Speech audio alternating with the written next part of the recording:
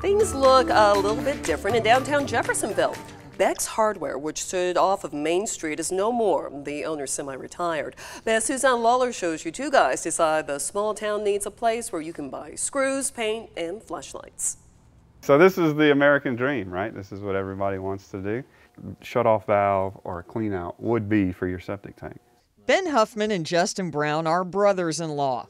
I married a girl from Macon who happens to be Ben's wife's sister.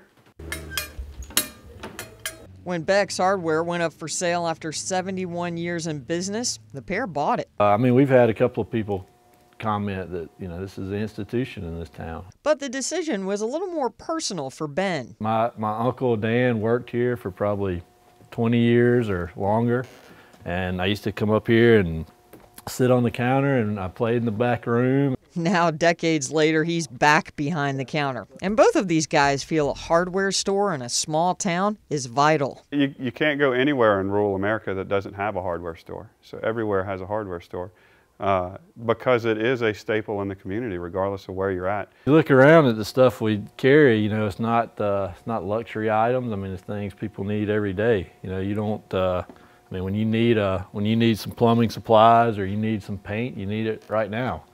And so the alternative is drive to Macon or Warner Robins or Milledgeville. They've settled in a town that's about 3 square miles, but they've traveled all over the world.